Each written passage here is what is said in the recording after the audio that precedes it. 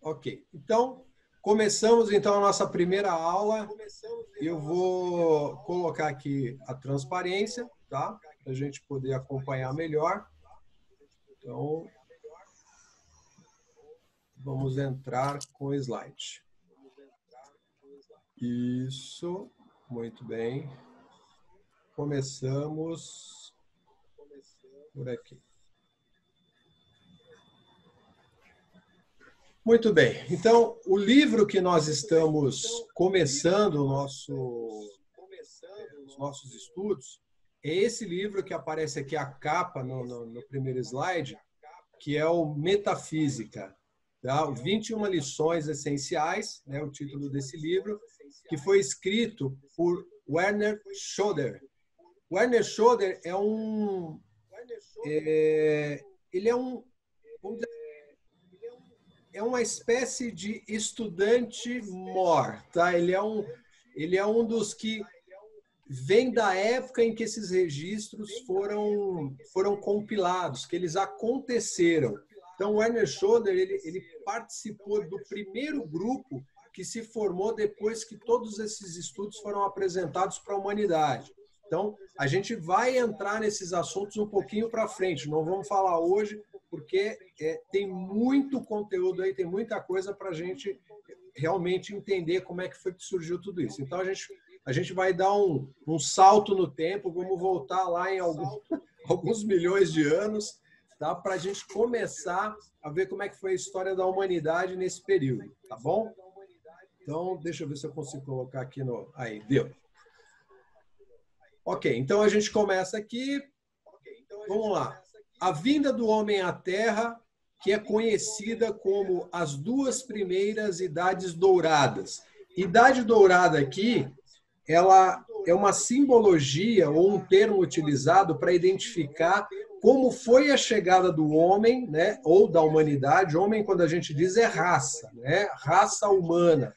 Quando a raça humana chegou na Terra e começou a habitar esse planeta.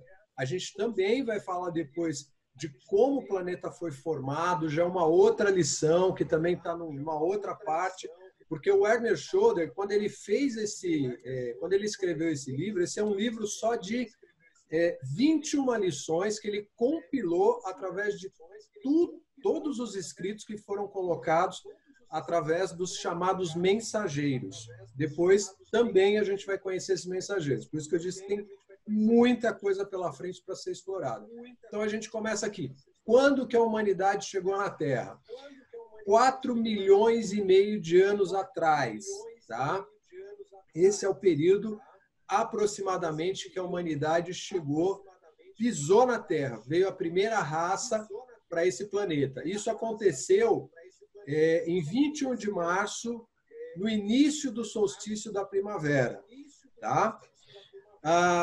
Aí chegou a primeira sub-raça da primeira raça raiz. Nossa, isso complica um pouco a cabeça. Por quê? Sub-raça, raça raiz.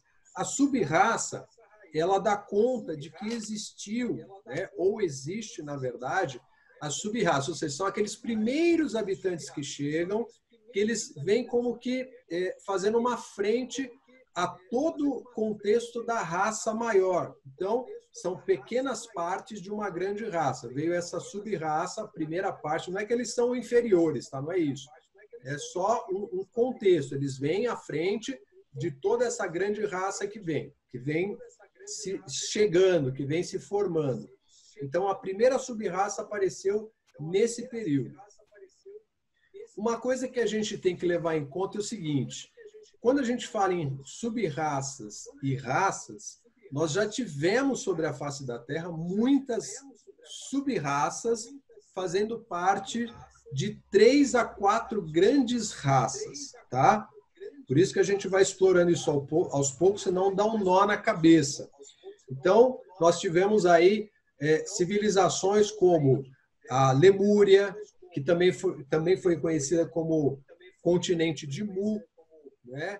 A Atlântida, que tudo isso para muita gente figura como lenda, Poseidones. Então, todas essas civilizações, elas existiram, não são somente uma ideia ou um conto de fadas que normalmente a gente encontra vamos dizer assim, nas histórias, tá? Isso realmente aconteceu. Então, aqui a gente tem um texto, né? Uma fala do mestre Saint-Germain, que é um mestre que a gente vai conhecer depois também, entender quem é ele, o que ele fez, por que está aí, e outros tantos.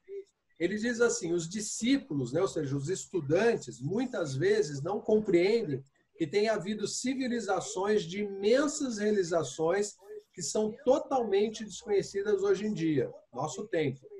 A Atlântida, a Lemúria ou a Terra de Mu são apenas fragmentos das grandes civilizações que já existiram.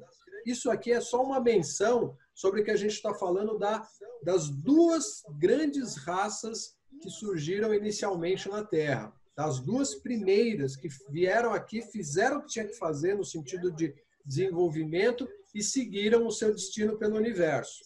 Tá? Então, esse é o começo de tudo, de forma bem simplória. Então, essa primeira raça veio, né, começando por uma sub-raça, e depois foi aumentando isso até se formar a primeira raça, e depois veio a segunda raça, e assim sucessivamente. A vinda do homem para a Terra. Tá? Como a gente falou, 4,5 milhões de anos atrás, nós tivemos essas duas idades douradas que a gente falou, e aí foi onde existiu o que a gente conhece na Bíblia e foi chamado de Jardim do Éden.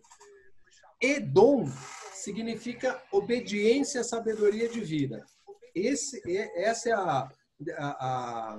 o significado de Edom dentro dessa concepção do Jardim do Éden. O Jardim do Éden era um lugar de maravilhas, ou seja, era a terra, propriamente dita, que funcionava de uma maneira harmoniosa, onde todos viviam em paz, onde essas raças conseguiam, né, essas sub-raças dentro dessa grande raça conseguiam viver em harmonia sem ter nenhum tipo de problema. Então, eles eram obedientes àquilo que eram as leis colocadas através de Deus, através do universo, que foi aí ganhando outros nomes ao longo do tempo. Nós tivemos uma quarta raça raiz, então vamos pensar assim, veio a primeira raça, a segunda raça, que conseguiram cumprir aquilo que era o seu tempo pré-determinado, de vir aqui desenvolver o que precisavam dentro dessas leis, e aí seguiram viagem pelo universo, um universo infinito, imenso. E aí veio a terceira raça raiz, que começou todo o processo, só que quando essa terceira raça raiz estava no planeta, surgiu uma solicitação de que uma quarta raça viesse para o planeta para poder se desenvolver. Só que essa quarta raça ela tinha um pequeno probleminha. Ela já vinha de um outro planeta, de uma outra esfera, que tinha atingido um nível de desenvolvimento muito elevado e ela não conseguia acompanhar, essa raça desse outro planeta não conseguia acompanhar esse processo. E aí foi solicitado a Terra, né, que era um planeta novo, tinha pouco tempo de existência ainda, e essas raças aqui que estavam passando por aqui estavam se desenvolvendo muito bem, estava tudo certo, só que essa quarta raça ela precisava de um lugar para ela dar continuidade, porque lá a vibração daquele planeta já não comportava mais aqueles habitantes. Essas pessoas precisariam de um outro lugar. E aqui ainda tinha uma vibração bem mais, vamos dizer assim, não inferior, mas uma vibração não tão elevada quanto já estava começando a existir nesse outro planeta. E aí foi a solicitação para que essa raça viesse para cá. Só que essa raça foi onde a coisa começou a complicar e eles foram chamados de retardatários. A gente já vai entrar mais nisso a fundo. Foi aí que aconteceu a chamada queda do homem, tá? Onde a gente tem arrogância, rebelião, resistência ao progresso, obstinação e ressentimento às mudanças. Era isso que existia na personalidade dessa raça que a gente chamou de quarta raça raiz, ou para alguns ficou sendo conhecido como os retardatários. Ok?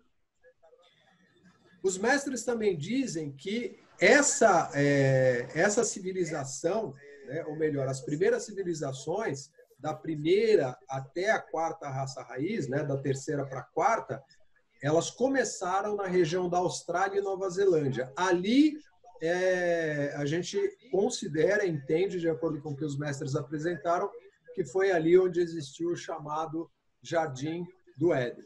Tá?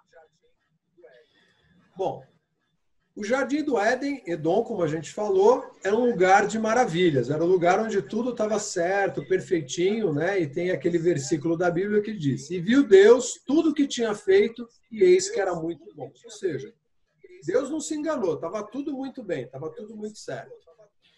As duas primeiras idades douradas e as três raças raízes aconteceram exatamente aí, nesse período, dentro dessa conformação que a Terra tinha naquele momento. Como a gente falou, Edom, obediência à sabedoria divina, e essas raças seguiam à risca isso. Eles estavam voltados somente para aquilo que é chamado plano divino deles. Eles vieram com um plano e, nesse plano, eles estavam executando tudo perfeitamente. Existia uma alta vibração nesse local, né? Então, a Terra, naquela época, ela tinha uma vibração bem elevada, né? Comparado ao que a gente tem hoje, não dá nem para imaginar, é muito diferente.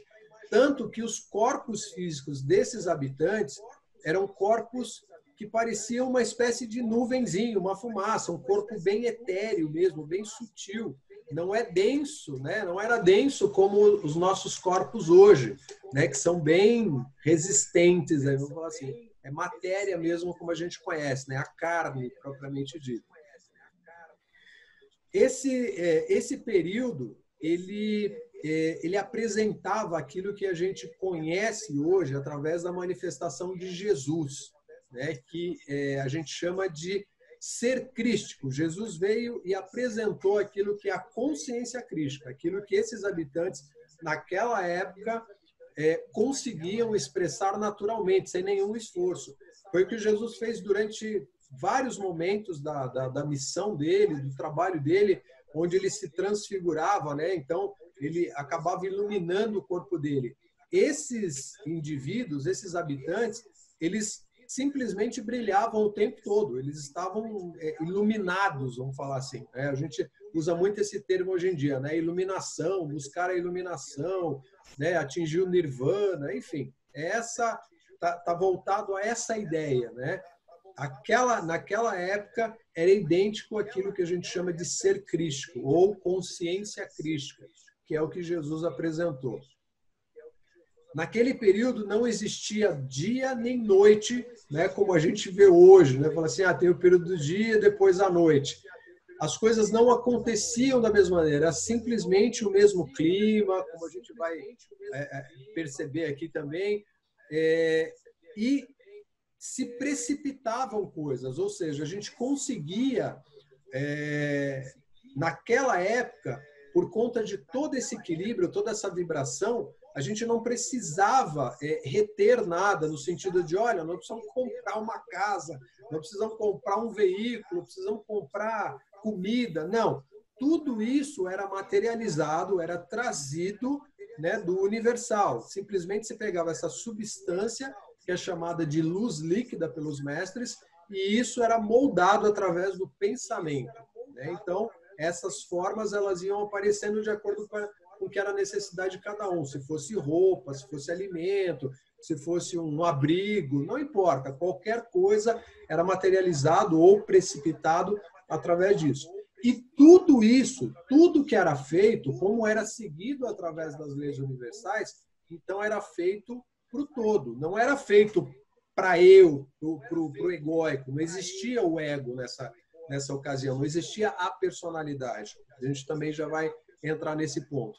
Então, tudo que se fazia era pensando nesse todo. Se eu faço alguma coisa, eu faço para que todos estejam recebendo também da mesma forma, com essa mesma intenção. Então, aí existia beleza, consequentemente a felicidade imperava, e isso era o que era a expressão máxima do que a gente chama de perfeição. Não existia discórdia. Espiritualidade e vida religiosa, né? Como é que funcionava naquela época? A educação, a ciência e a religião caminhavam paralelamente, caminhavam juntas. Não tinha essa condição que nós temos hoje, né, de uma situação onde a gente olha para a ciência, olha para a educação e a religião fica em outro canto completamente diferente, né? Uma situação que não, vamos dizer assim, não tem lógica, né? A gente não consegue ajustar, não consegue associar. E isso era a manifestação da glória do Uno, era a manifestação de Deus na Terra. Por isso que tudo estando em conformidade, a gente conseguia, a partir daí, fazer com que Deus se manifestasse na Terra.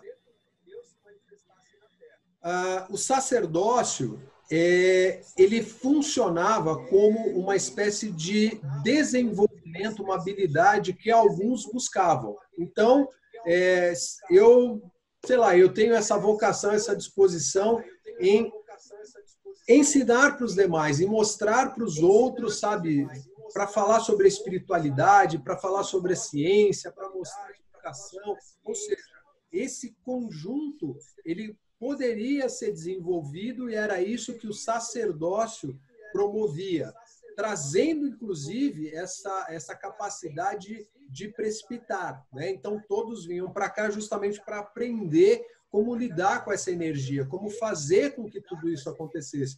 Por isso que eu ainda coloquei aqui destacado, a precipitação traz a ideia da materialização. Então, através de todo esse estudo, a gente conseguia, né, eles conseguiam chegar nesse desenvolvimento. E alguns se colocavam nessa posição, né, se desenvolviam para chegar ao sacerdócio e ajudar outros, inclusive para trazer aquilo que seria todo o equilíbrio necessário em relação à energia, que é o que é chamado de sanação, que hoje para a gente funciona como uma espécie de cura das doenças, né? Não mais simplesmente o conhecer o equilíbrio das energias. Nos templos que existiam naquela época, quem cuidava desses templos eram os chamados seres excelsos, ou seres de uma grandiosidade, de um compromisso com Deus, né? com o eterno, de uma maneira que nós mal compreendemos. Então, esses seres, eles cuidavam desses templos, existiam templos na Terra, e esses lugares eram os lugares sagrados, onde as pessoas iam e recorriam em determinados momentos para aprender, desenvolver uma habilidade, enfim, para se aperfeiçoar.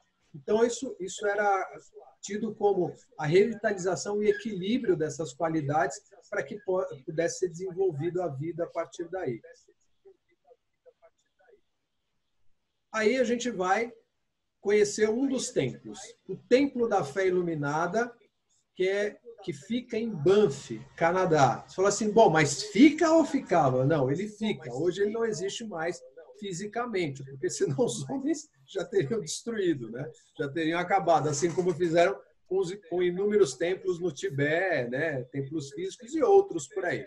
Né? A própria Biblioteca de Alexandria também tem uma história muito curiosa, enfim, e outros tantos. Tá?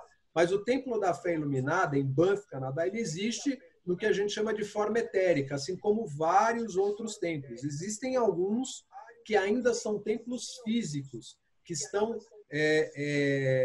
eles estão cravados dentro de montanhas, lugares assim inacessíveis, do tipo Himalaia.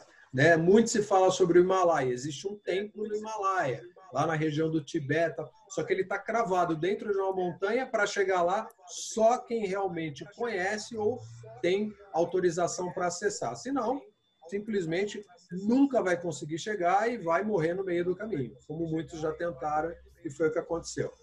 Então, o Templo da Fé Iluminada, em Banff, no Canadá, a orientação desse templo, ou seja, quem cuidava desse templo na ocasião, era o Senhor Miguel, o arcanjo. Por quê? A gente falou que os seres excelsos, esses seres de grandiosidade, foram os primeiros que vieram para a Terra. Inclusive, os mestres dizem que quem pisou primeiro na Terra, quem realmente botou o pé aqui pela primeira vez na Terra, foi Arcanjo Miguel. Arcanjo Miguel foi esse ser que se comprometeu em manter a Terra dentro do padrão que são as leis. Ele apadrinhou realmente a Terra. Então, tem uma história muito bonita por trás desses seres que a gente vai ver também que existia todo um contato com eles lá nesse período, por isso que é chamado de Idade Dourada. Então, esse templo ele era destinado para absorver a consciência da fé absoluta na vontade divina. Então, é uma qualidade dessa, vamos dizer assim, dessa virtude.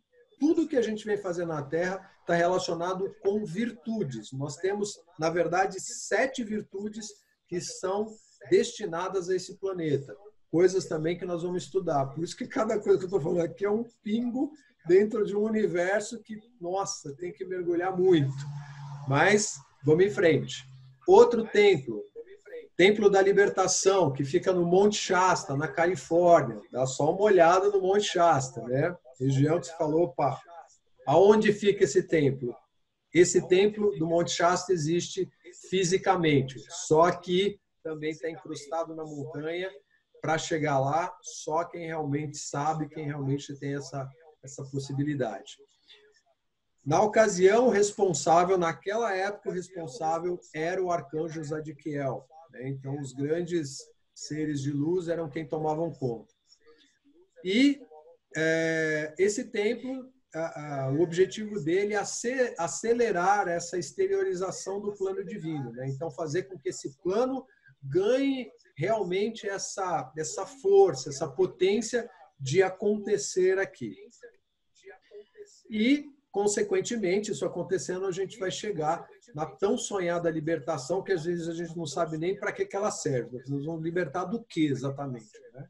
Então, são todos critérios e condições que a gente vai aprendendo aos poucos para poder entender o que é a vida, para que a gente veio nesse planeta, o que nós estamos fazendo, da onde tudo surgiu.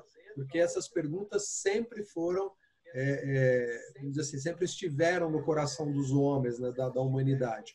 Mas existem várias formas de se responder, mas isso sempre foi o tal do enigma, o mistério.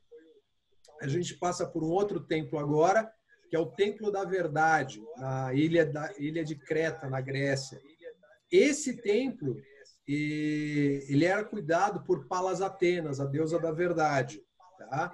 Palas Atena é um ser excelso também, assim, que a gente vai se aprofundar. E está acabando o meu tempo, eu não acredito. Temos 10 minutos. Era só já foi uma hora? Pois, não, acho que ele dá 40 minutos, né, Lu? Não sei. Eu acho que ele dá 40 minutos, Porque eu estou estudando qual que é o melhor... Próxima vez vamos ver se a gente faz pelo Skype. Espera aí, deixa eu só voltar aqui para nossa... Mas eu tenho uma aula de inglês, ela dura 2 horas. E é pelo então, Zoom. porque é o plano pago. Esse plano aqui eu ainda não acertei ainda, eu estava falando isso para a Vera, porque eu estou escolhendo, vendo qual que é o melhor, qual que é o mais indicado aqui, porque a gente tem alguns hoje. Então, eu estou vendo se o Zoom realmente é o melhor, porque tem vários recursos, enfim, tá? Mas vamos lá, vamos avançar um pouquinho. Se for o caso, a gente para e começa uma outra, se der para vocês, tá? Que são 40 minutos, tá bom? A gente passou 30 até agora. Bom, então aqui, chama verde da verdade. Chama verde é o seguinte, isso é uma vibração. Toda vez que a gente falar de cor, ou de chama, ou de raio, é uma vibração, que é um estudo também que a gente faz para entender por que existem as cores, a tal da história do arco-íris, enfim. São coisas aí que a gente vai caminhando. Por isso que vão aparecendo aqui, e não dá para a gente aprofundar agora, senão pega um outro caminho, tá? Bom, aí nós temos aqueles que ficaram conhecidos, ou que são conhecidos como os Choans. Choans é um termo que remete à ideia de senhor, ou um grande diretor, alguém que é responsável por algo. Que naquela época eram os 7 arcanjos. Estou dizendo naquela época porque isso mudou. Depois a gente vai ver quem foram os responsáveis, porque não existiam seres desenvolvidos na Terra nesse nível de libertação, né, o que tinha atingido a libertação, porque as raças que vieram foram se desenvolvendo. Quando ganharam a libertação, pelo livre-arbítrio, pela lei do livre-arbítrio, eles poderiam escolher ficar aqui ou seguir. Como tudo funcionava de uma maneira muito harmônica, tecnicamente ninguém escolheu ficar na Terra, quis seguir pelo universo. E esses seres, eles continuaram se responsabilizando, até que alguém decidisse, falar, não, eu quero ficar aqui, eu vou assumir, sei lá, o templo lá da verdade, vou assumir o templo da iluminação, vou assumir o templo da, sei lá, enfim, tá? Mas isso é uma longa história e foi acontecendo ao longo do tempo, e nós temos hoje seres que se libertaram, como foi o caso do Mestre Jesus, o caso do Mestre Buda, Lanto e alguns nomes que não são muito conhecidos aqui no Ocidente. 7 raios, como eu falei, os raios aqui são virtudes divinas, são vibrações. A gente tem a manifestação da individualidade na encarnação, tá? Então, essa manifestação é justamente o que está atrelado a essa ideia daquilo que a gente vem fazer aqui. Nós viemos para esse mundo para desenvolver algumas habilidades, ou seja, algumas virtudes, que são 7 virtudes. E essas 7 virtudes, elas fazem parte de um processo de encarnação, tá? O número 7 alguns vão dizer assim, o número cabalístico, né? Ou seja, vem lá da cabala, do hermetismo, ok. Por quê? Porque o 7 tem essa relação com o planeta, com aquilo que nós estamos fazendo aqui. Número 7 são os 7 dias da semana, as 7 cores do arco-íris, 7 continentes, 7 oceanos, 7 notas musicais, 7 glândulas endócrinas, 7 chakras, 7 centros de energia, né? E vai por aí afora. O 7 aparece muitas vezes. Por quê? A gente fala, ele representa o número da perfeição. Perfeição para nós aqui, dentro da Terra. Ou seja, desenvolver essas 7 virtudes que a gente veio para trabalhar aqui. Ok? E tem um alto ser, que seria assim, a gente falou que os Choans são os diretores. Então, tem aquele que seria, entre aspas, porque eles não se colocam nessa verticalidade, eles trabalham numa horizontalidade, existe um respeito e mesmo tendo a hierarquia, eles se veem na mesma plataforma. Então, existe o Maha-Choan. Maha é acima, ou seja, o Choan dos Choans, é o grande senhor, aquele que comanda os Choans, mas na prática ninguém se olha dessa maneira, entendeu? Todos os Choans, todos esses diretores têm um respeito, uma admiração muito grande pelo Maha-Choan. Então, é como um pai, né? Ele cuida dos outros Choans. Então, ele foi vamos dizer assim, aquele que se libertou primeiro, que vem de uma outra esfera e veio cuidar desses outros que se desenvolveram aqui e se libertaram. Tudo bem até aqui, meninas? Acho que deu um sinal aqui, não sei quem foi. Tudo bem até aqui? Foi a Vera? Acho que deu um sinal aqui.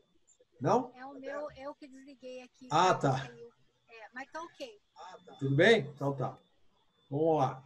Vamos ver se dá tempo de falar da reencarnação antes que acabe o tempo aqui. Bom, a reencarnação, ela tem o propósito de falar assim, trazer para o mundo os corpos, a manifestação através dos corpos físicos. Como a gente falou, naquela época os corpos físicos eram muito sutis, eles não tinham essa densidade que nós encontramos hoje. Então, esses corpos, eles não vinham através de um processo como a gente conhece hoje da sexualidade, né? Não existia o sexo como nós conhecemos, né? Ou seja, pênis, vagina, vamos falar o termo correto, né? Da relação sexual. Não era assim que funcionava. Existia um corpo masculino, existia um corpo feminino. Só que esses corpos, eles tinham conscientemente, né? Ou seja, esses espíritos que habitavam esses corpos que estavam se manifestando aqui, eles tinham conscientemente essa ideia de projetar raios de luz, cada um.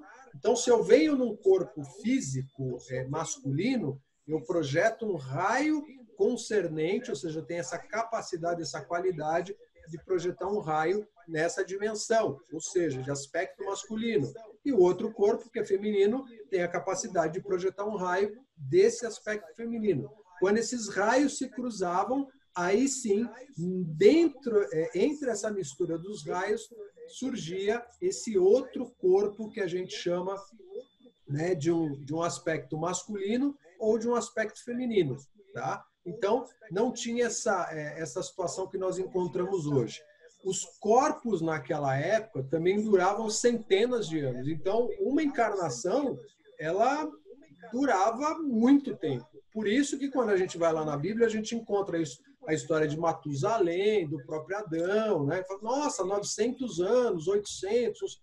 Isso é literal, ou seja, só que claro que a leitura que foi feita ali, a maneira como foi apresentada, ela foi apresentada numa outra época contando algo de uma história passada, de uma história pregressa. Não é uma situação que viveu ali, né? Como fala do Pentateuco, onde Moisés escreveu e viveu o que os antepassados dele acabaram experienciando. Isso vem através da história e foi registrado, mas é literal, são 900 anos, 800 anos, tá? Pode ter até alguma falha ali em termos de período, mas era exatamente isso que acontecia naquela época. Existia uma extensão muito grande porque os corpos não funcionavam da mesma maneira que hoje. Tá? E a morte era uma coisa inexistente, ela não fazia parte dessa ideia que nós temos hoje de um corpo envelhecendo, a decrepitude, e depois ele desaparece. Não tinha como, não era possível essa situação. Né? Os corpos realmente tinham essa condição de longevidade, porque todos estavam realmente conscientes, não só durante, como também quando finalizava, né? Ou seja, quando terminava o processo aqui, eles saíam daqui conscientes, deixavam o corpo físico e retornavam para esse chamado mundo espiritual, ou como a gente chama de meios internos, né? Para outras esferas, e quando retornavam totalmente conscientes, ou seja, eles lembravam de tudo que eles fizeram nos outros 600, 700, 800, 1000 anos que eles viveram aqui numa encarnação. Então, voltava totalmente consciente. Não é como agora, que a gente, entre uma encarnação e outra, simplesmente dá um apagão e a gente entra nessa situação de não me lembro de mais nada. O que acontecia naquela época é que, por todos estarem conscientes, tanto os pais quanto aquele, né, o indivíduo ali, o espírito que estava encarnado, que ia retornar, né, que ele ia... Falávamos sobre a reencarnação, né? Então a gente falou sobre os corpos físicos, né, que eles eram projetados através dos raios de luz, e esse cruzamento dos raios é que fazia com que o corpo realmente existisse, que ele fosse gerado. Tá? Tem até um texto no material que eu passei para vocês que fala sobre o planeta Aquária. Aquele mestre que eu falei anteriormente, que é o Mahashohan, ele que deu a descrição deste planeta, que é um exemplo de como era a Terra naquele período. Então, a hora que vocês leem aquilo, vocês vão falar, gente, não é possível, eu quero viver nesse lugar, porque é algo assim... Me manda, por favor. Já não, está no texto. Acho que eu passei para a Vera. A Vera não passou para a Luciana. Não, eu passei. Para mim, ela passou. Você só não leu ainda. Tá. Não consegui. Tá, então tem lá no material. Tá bom? Então, ok. Aí a gente tem os aspectos masculino e feminino. O corpo que durava centenas de anos, como a gente falou, e não existia a morte. Né? E o retorno era consciente. A partir daqui, o que acontece? Esse retorno dos indivíduos naquela época, eles eram tratados, era ajustado entre as famílias, né? Ou seja, entre os pais e mais a pessoa ali, o indivíduo, para que, olha, eu vou voltar daqui 100 anos, vou voltar daqui um século, né, para continuar os meus estudos, o meu desenvolvimento aqui. Então, ele combinava com aqueles pais, com aquela família, ou se aquela família já não poderia recebê-lo mais, até uma coisa curiosa, mas por que a família não ia recebê-lo? De repente, aquela família, aquele casal, aquelas pessoas já estavam encerrando o processo de desenvolvimento deles, não estariam mais, dali 100 anos, não estariam mais aqui na Terra. Então, ele teria que já buscar uma outra família, um outro casal, né? E falar assim, olha, eu vou encarnar ou reencarnar daqui a tanto tempo e preciso de um lar, né? Então, gostaria de ver se vocês podem me acolher, se vocês estão com o tempo, o período para isso. E aí, havia todo um direcionamento para isso. Então, os pertences, que naquela época eram o quê? Não era a mobília da casa, não era o carro, não era, né, o guarda-roupa cheio de coisa, não. Eram livros e alguns documentos que eles tinham de estudo. Eram esses os pertences que eles guardavam, que era o tesouro deles, para que eles pudessem usar numa próxima encarnação, no próximo momento, exatamente. Tá? Então, quando acontecia vamos dizer assim, essa despedida, esse momento do separar-se, né, desses pais, ou assim, ok, vou para o meu descanso, esse indivíduo ele ia até um templo, né, que era um chamado Templo da Finalização, e nesse templo ele se colocava, né, fazia lá, tinha toda uma cerimônia ali, né, uma coisa muito ritualística, bonita, né, tranquila, onde ele se despedia, agradecia ali pela oportunidade, pelo carinho, ou seja, toda a acolhida que ele teve naquela família, e ele entrava no que o sacerdote, né, no trabalho que o sacerdote fazia, que era sustentar a chama sagrada, era um fogo sagrado realmente, uma grande chama. Então ele entrava nesse fogo e falou assim, nossa, o cara era cremado, né? Tanto é que o Maharshi Chohan, quando vocês lerem lá o texto, vocês vão ver. Ele falou assim, olha, esse templo da finalização lembra os crematórios de vocês de hoje, tá? Só para vocês terem uma noção do que é. Aí você fala, meu Deus do céu, entrar lá e ser torrado? Não, não funcionava dessa forma, era só uma... o corpo transmutação. Físico, exatamente, era uma transmutação. O corpo físico ele sofria esse É o que o fogo simboliza, né? A transmutação. Exato. O fogo ele tem uma propriedade que a gente foi se distanciando ao longo do tempo de uma maneira muito complicada, porque o fogo ele não é agressivo, ele não é destruidor, ele é transformador, exatamente o que você falou, ele transmuta, ele transforma. Mas, infelizmente, essa memória foi ficando esquecida e, pela densidade do corpo, através da mente, principalmente, as emoções, há um sofrimento, um estado de sofrimento muito grande, passando por uma situação de contato com o fogo. A dor... a transformação dói, né? Exato, só que ela não tinha... Não existia dor naquela época, né? Não existia esse processo mental que nós temos hoje de sofrimento. Era desconhecido, e mesmo porque você imagina um corpo sutil, né? Praticamente volátil ali, entrava na chama, desaparecia instantaneamente. Era o que acontecia. Nossa, devia ser muito bonito. Sim, é realmente algo para se imaginar assim. Então, o grande objetivo aí, durante todo esse processo da reencarnação, era justamente alcançar essas virtudes de Deus que a gente falou para chegar na ascensão. E a ascensão aqui é o que Jesus demonstrou publicamente, foi o que Jesus fez depois do processo da crucificação, né, e a ressuscitação, ou seja, ele trouxe o corpo físico dele de volta à manifestação. Só que aí ele já tinha atingido esse nível vibracional, né, já tinha produzido todo esse nível vibracional, então o corpo dele começou a se misturar, começou realmente a ser alterado atomicamente por essa vibração mais elevada.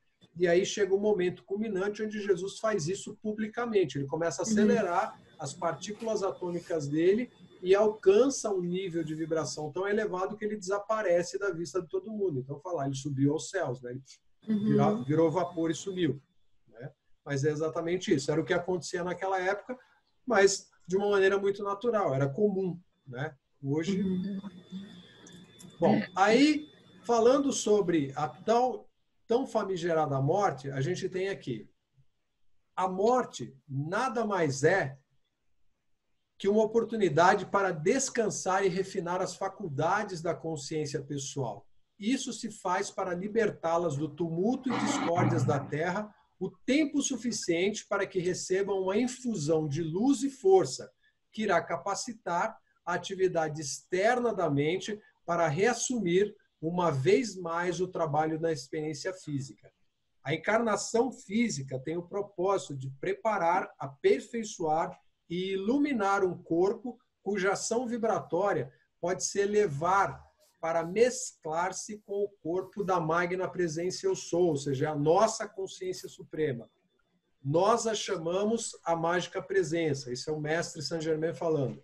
O amado Jesus se referia a esta presença, né, a ela, como a túnica sem costuras, ou túnica inconsutil, tá? Num termo mais... Saúde. Bom, e aqui tem a referência do planeta Aquário, depois vocês leiam, vão ver lá que é uma história bem interessante, tá bom? E aí a gente pode depois conversar bem um pouco bacana. a respeito. Oi? Cadê ele? Não entendi. Quem... Fala, Vera. Tá no estudo, ela está perguntando cadê ele. O estudo que eu te mandei tem. Tá lá no estudo. Tá tá. dentro do estudo. Tá bom? Bom, aí a gente entra para o clima e ambientes na Terra. Tá? Como era naquele período? Era um clima semitropical.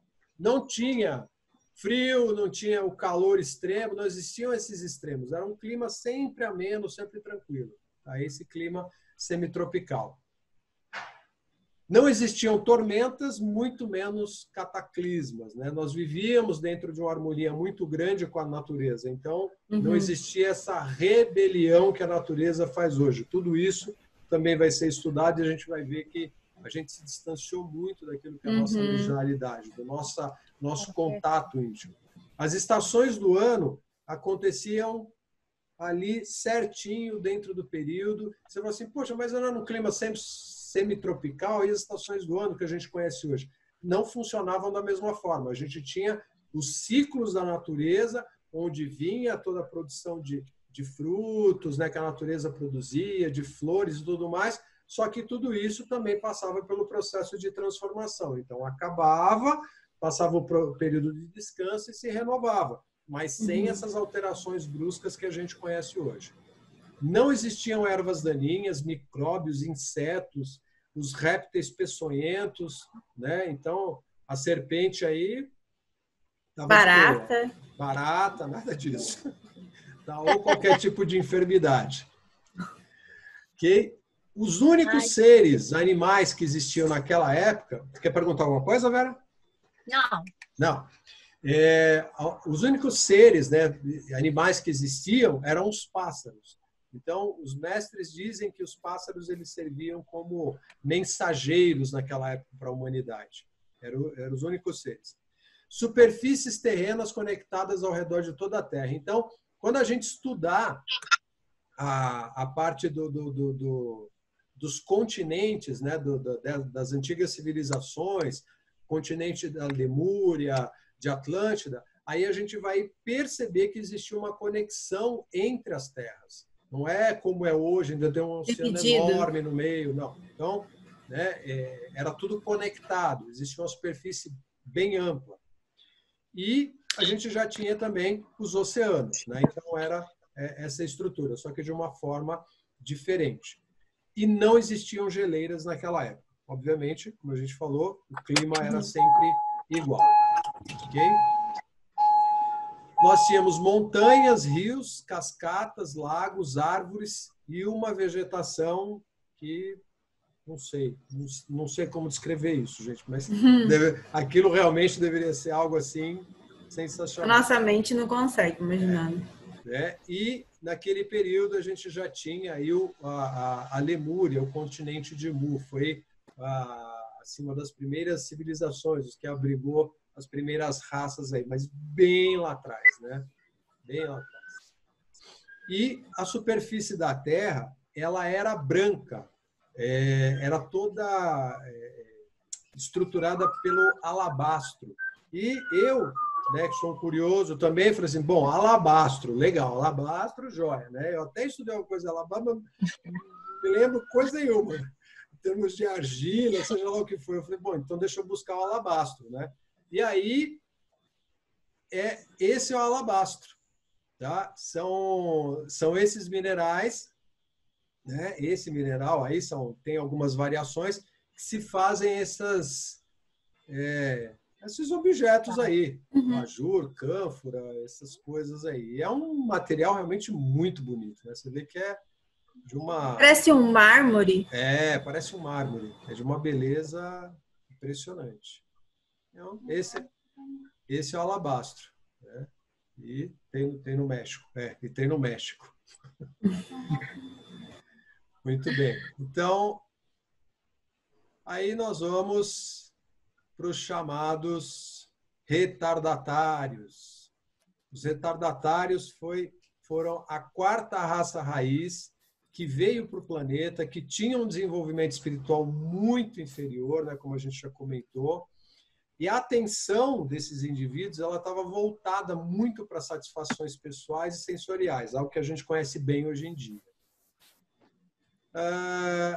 Será que é daí que veio o termo retardado? Luciana, eu não posso lhe garantir isso, mas faz um grande sentido. Né? Porque retardo, né? Porque não tem isso dentro não tem isso dentro do dicionário, retardado. Não, o retardatário é aquele que fica para trás, né? Aquele que está atrasado. Então, faz sentido. Nesse sentido, né? Aquele que ficou para trás. E aqui, os retardatários, eles ficaram conhecidos dessa forma justamente porque foi a partir daí que surgiu a queda do homem. Então, eles estavam muito presos a essa condição, né? Da arrogância, da rebelião, como a gente falou. Né? Eles tinham ainda uma resistência muito grande. Por isso que precisaram, né, de pedir abrigo num outro planeta, porque lá no original, né, de origem deles, já não tinha como eles ficarem, eles não conseguiriam viver dentro daquela vibração, seria impraticável produzir um corpo para eles lá. E isso é bem claro para a gente, né?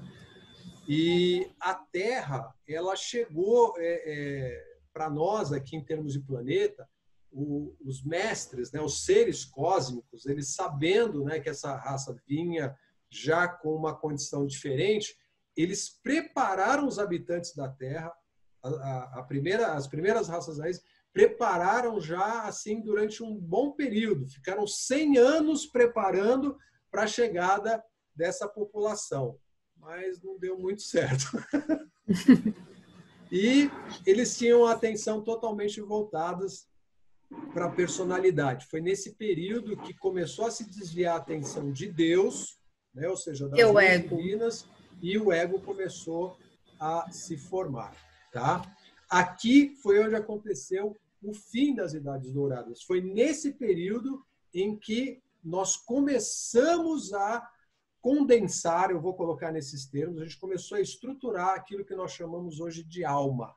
Falei assim, nossa, mas a alma não é uma coisa divina? Não, infelizmente não. A alma não é uma coisa divina. A alma, na verdade, é essa junção que os mestres chamam de quaternário inferior, ou seja, são 4 veículos inferiores, que é o que a gente chama de corpo físico, que chegou nessas condições que a gente sabe, a mente, né, o emocional, os sentimentos, e mais aquilo que é o corpo das lembranças ou a parte mais etérica, aquela parte mais sutil que a gente, em algumas religiões, como por exemplo o próprio Espiritismo, chama de corpo etérico, perispírito, enfim, tem alguns termos aí. Então, esses corpos formam aquilo que a gente chama de personalidade ou, no caso, a alma. Né? Quando perde o corpo físico, aí fica só a alma, né? Que é essa estrutura mais grosseira. E a gente vem para as consequências da queda do homem. Né? Tá lá o coitado do capeta, lá, e, né, instigando a Eva e fala, come aí. Né? Então, como a gente viu, começou a acontecer, você ri, né, Vera? O negócio foi sério. É que a Vera fala o Janho. Então, lá pela Austrália e Nova Zelândia foi onde a gente começou a ter essa, né, essa movimentação toda. Né? O Jardim do Éden foi ali. Isso aconteceu, esse processo, né, da queda do homem, ocorreu por volta de 50 mil anos depois da chegada do homem na Terra. Tá? Então, Nossa, e eu sempre acreditei que a Terra tinha no máximo uns 5.000 anos. Não. Nem pela nossa ciência, né? Pois é, né? Nem pela Mas nossa é ciência. o que ensinou. Não, isso é expressão bíblica através Não, de um povo, né? hoje eu sei que não. Hoje eu acredito nisso. Não, e a gente tem muitas evidências, e, enfim, já tem muito material, né? Até das próprias filosofias do passado. Bom, essa situação dos retardatários e convivendo aqui, mesmo tendo preparado aí os 100 anos, né? Um século preparando, sabe, todo mundo ali, ainda assim a coisa não deu certo, porque o pessoal chegou apavorando o baile, entendeu? E afetou, inclusive, os sacerdotes. Os sacerdotes viram aquilo, não é que os sacerdotes viram e falaram assim, legal, vamos passar para essa turma aí. Não, os sacerdotes ficaram, uma parte deles, né, se dividiram. Uma parte deles ficou revoltado com aquilo, com aquela situação desses seres chegando aqui, e começaram a fazer os voodoo, começaram a usar o poder para expulsar esse povo daqui. Só que isso não adiantava, porque a energia que estava sendo utilizada para aquilo, mesmo que você conseguisse fazer, sei lá, inúmeros desencarnarem, eles iriam voltar para cá obrigatoriamente, porque a lei determina que, olha, você começou aqui, o que você desenvolveu, tem que voltar e continuar. Então isso foi envergando, foi piorando mais ainda a situação. E os mestres avisaram, não façam isso. Por quê? Porque os sacerdotes eram quem ficavam aqui, eram quem controlavam, quem direcionavam, né? Ou seja, eles eram os orientadores nesse aspecto mais próximo, né? Então, a coisa foi complicando. E os corpos, a partir daí, foram ficando cada vez mais densos, que são até chegar nesse ponto que a gente conhece hoje. E, com isso, a luz natural que existia, ela foi declinando, foi desaparecendo, né? Que voltou aqui, pronto. Essa foi a situação onde surgiu o medo. Foi a primeira vez onde se conheceu, se percebeu que o medo era algo conhecido, né? Era algo que existia. Porque até então ninguém nem imaginava a possibilidade disso. Tá? Não existia esse sentimento. Não. Então, e aí está aqui o que a gente falou sobre a formação da alma, né? A personalidade, então ela surge nesse momento. E a consciência divina, consequentemente, foi esquecida. Não, não se tinha mais cada vez... Aí houve o desligamento, né? Exatamente. A queda do homem. Isso, é por isso que se chama a queda do homem, né? É que ela não é literal, né? Que até hoje eu entendia isso como literal, tipo a queda do homem literal, entendeu? Não, é a queda de uma raça, né? É um processo que foi acontecendo através dos séculos, né? Não foi uma coisa que, bom, hoje, né? O Adão um dia para o outro, né? No não, 7º dia aconteceu. Não, isso. Não dá, nem teria como. 5 dias, 7 dias e no 7º já era. Não dá, não funciona assim. Bom, e a partir daí o sexo passou a ser uma condição de contato físico, porque os corpos se densificaram, a personalidade ela começou a buscar aquilo que era a sua sensação, ela não conseguia encontrar mais a identificação com o divino, e ela começou a encontrar no próprio corpo, e aí foi onde surgiu o sexo da maneira como a gente conhece hoje para conseguir gerar uma vida, né? Então foi uma transformação profunda, bem grande. Bom, é bem bacana essa explicação, porque você, né, a gente sempre vê que na relação sexual existe muita energia, né? Sim. É um negócio assim tremendo, a energia que circula ali no ato sexual. Sim, e aí, pensando dessa forma, com essa explicação de que antes não existia o sexo, mas simplesmente a energia, eu acho que telepática podia ser, né? Sim. Que faria tudo isso, acabou isso, mas essa energia, né? A energia da criação, né? A energia sexual. Nós vamos entrar também no estudo que fala especificamente sobre o poder, a força dessa energia, porque está tudo relacionado exatamente com com a nossa condição enquanto seres divinos, né? Nós não...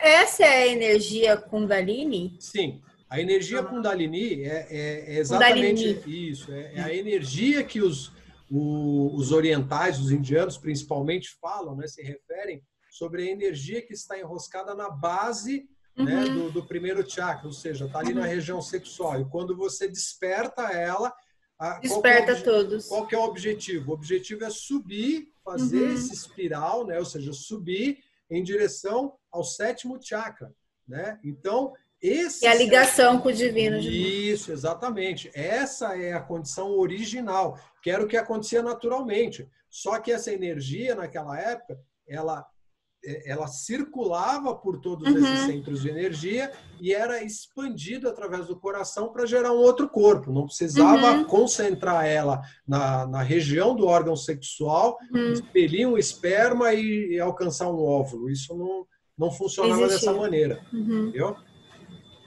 Então, nesse período foi onde surgiu aí o chamado véu de Maia, ou seja, o véu da ilusão. Tá? Esse véu da ilusão, ele traz essa condição vamos dizer assim, do nosso esquecimento. Aquilo que você está falando sobre, voltar para cá, acho que é melhor não lembrar. Realmente é melhor não. Né? Isso foi criando, foi se estabelecendo na atmosfera da Terra, que também é uma coisa que a gente vai depois passar também para conhecer como é que todo esse processo. E naquela época... Fala. Você fala que a consciência divina ela é esquecida. Na verdade, com o surgimento do medo, né, e a formação da alma por conta da personalidade e todas as coisas que a gente vai falar depois, na verdade foi havendo um desligamento do divino, né? Por conta disso, da inserção da personalidade e do medo. Sim. E aí ela acabou sendo esquecida porque ela foi meio que engolida por tudo isso, né? Sim, essa condição da personalidade, ela voltou a atenção para si própria e simplesmente parou de olhar para aquilo que é o divino, para aquilo que é a sua relação original. Então, consequentemente, vamos dizer assim, esse véu de esquecimento foi se formando, estabelecendo, e a gente foi perdendo esse contato. Tanto que anjos elementais e mestres naquela época andavam lado a lado com a humanidade. Então a gente via os seres da natureza, aqueles que trabalham e sustentam a natureza, que são os contos de fábula que a gente conhece através dos gnomos, das indinas, das sílfides, das fadas. Tudo isso é conto de fadas, né? Mas não é. Não. É conto de fadas, mas não é. Pensando aqui enquanto as meninas saem. E com isso foram surgindo aí as múltiplas reencarnações, que é a forma como a gente conhece hoje, através até os registros mais recentes que a gente tem aí guardados, né, vamos dizer assim, que estão à nossa disposição. Então, essas múltiplas encarnações, elas não eram comuns naquela época. Haviam encarnações, mas não tantas quantas a gente tem hoje. Esse processo tão extenso. Muito bem. Então, aqui, para que seja possível restabelecer o formato original da divindade, é necessário que a personalidade seja controlada, dando lugar à consciência divina, para que esteja no comando de todas as condições do mundo da forma. Só assim será possível a manifestação dessa consciência crística, que representa a segunda vinda do Cristo. Ah, tá. Uma vez eu vi isso aí. No caso, essa segunda vinda de Cristo não é também literal, né? Não é Jesus vindo, né? Sim, é a consciência crística se estabelecendo. Sim. Cada um de nós alcançando a mesma consciência. Isso, aquela mesma consciência que Jesus apresentou durante todo o ministério dele. Tanto é que no caso, Jesus, Buda... Isso, exatamente. Quando nós falamos sobre consciência crística, imediatamente nós lembramos, né, da figura do Mestre Jesus. O Buda, ele trouxe exatamente a mesma consciência através daquilo que é chamado de consciência búdica. Por quê? Porque é uma esfera elevada, exatamente... Porque o universo é imenso, é algo que a gente não compreende na sua extensão, não tem nem como, é impossível. Né? É só essa consciência que consegue alcançar esse nível, entendeu? Então, bom, nós temos mais 10 minutos aqui, vamos avançar. Ok. Então, os efeitos na superfície da Terra. 80 mil anos depois, tá, da chegada da humanidade, ou seja, em 50 mil anos, como a gente diria hoje, deu ruim. Né? Deu aquela misturada, fez a bagunça. 80 mil anos depois, os efeitos já eram percebidos na Terra. O planeta adquiriu uma coloração marrom e cinza. Tá? Veio também aquilo que a gente conhece hoje como as cores preto e vermelho. Essas cores não existiam, porque lembra, tudo é vibração. Então, essas vibrações, elas não existiam naquela época. A partir daí começaram a surgir outras formas de vibrar. E isso foi se estabelecendo. O reino da natureza e a humanidade, eles se distanciaram, se separaram. A humanidade já não conseguia mais entrar em contato com a natureza da maneira como era anteriormente. Por isso que os elementais foram desaparecendo da visão humana. Em cada encarnação, cada reencarnação que ia acontecendo, menos se conseguia entrar em contato. E o que a gente tem hoje está bem fácil de perceber o que a gente faz com a natureza. Né? Então, o solo foi empobrecendo, a vegetação foi desaparecendo, tá? Isso foi ficando cada vez mais estabelecido e a gente começou a ter, a partir daí, os lugares sem vida, né? Os lugares estéreis mesmo, né? Desertos. Então, sem vegetação, esses lugares que, para nós hoje, faz parte, né, de uma determinada paisagem. Não, isso não funcionava dessa maneira, não era desse jeito. Isso foi em função da discórdia do homem. Tá? E os cataclismas, terremotos e erupções vulcânicas foi onde começou a aparecer justamente por conta dessa situação de distanciamento dos elementais, dos seres da natureza. Eles, então, foram se revoltando. Tá? Bom, o propósito da encarnação é o aperfeiçoamento no plano físico, sempre foi isso. Trazer a perfeição dos âmbitos celestiais para a vibração mais baixa. Tá? Ou seja, não que a Terra tivesse uma vibração inferior no sentido de distorção, era uma vibração diferente daquelas que existem em níveis mais elevados. Então, vinha aqui, desenvolvia, e quanto mais a gente ia produzindo aqui, mais a Terra ia se carregando dessa vibração mais elevada e iria se igualar com outras esferas, que é onde a gente tem que chegar. Tá? Não vai vir ninguém para fazer isso pela gente, não. Utilizar a energia pura e gloriosa de Deus. Sempre foi esse o propósito, sempre foi esse o destino. E os elétrons, ou seja, aquilo que a gente já conhece hoje através da ciência, que é a menor parte, né, aí do átomo, vácuo quântico, na verdade. Exatamente. É o que falam, vácuo quântico? Isso, esse vácuo quântico é a parte onde transita o elétron. Tá? Que o Einstein chamou de vazio de Deus ou o espaço de Deus, né?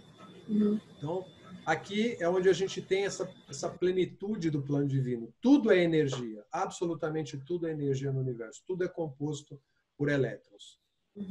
E é isso. E eu gostei muito, foi muito bom. Eu vou ler o material, porque eu não consegui ler ainda, porque a correria aqui não é brincadeira. Eu imagino, não tem problema. Mas eu vou ler, e daí, quando for a próxima aula, eu vou estar craque no estudo. Tá bom, querido.